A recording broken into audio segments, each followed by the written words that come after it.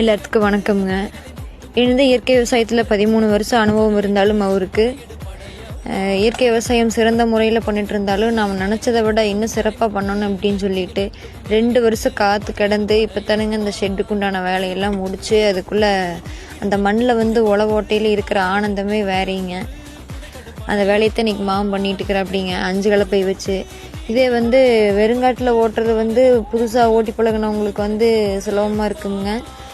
பாலிஹவுஸ்குள்ளெல்லாம் ஓட்டும் போது பழகினவங்களுக்கே கொஞ்சம் சிரமமாக இருக்கும். இருந்தாலும் எந்த அளவுக்கு சிறப்பாக பண்ண முடியுமோ அந்த அளவுக்கு ஸ்கில்லை மேம்படுத்திட்டு மாமா பண்ணுறது பார்க்குறக்கு ரொம்ப சந்தோஷமாக இருக்குதுங்க. நல்லா அழுத்தமாக ஆழமாக உழுக்கணும்னு சொல்லிட்டுங்க முடிஞ்ச அளவுக்கு இறக்கி தெளிவாக உழுதுட்டு வராருங்க. ஏடும் நல்லா பெரிய ஏடை போட்டிருக்குறங்காட்டிங்க மண் நல்லா களைச்சி வீசிட்டு வருதுங்க. நல்லா இருக்குதுங்க. மேலும் இதுக்குள்ளே என்ன வெள்ளாமல் பண்ண போகிறோம், எப்படி பண்ண போகிறோம் அப்படிங்கிற தகவல் உங்களுக்கு அடுத்தடுத்த பதிவில் சொல்கிறேனுங்க.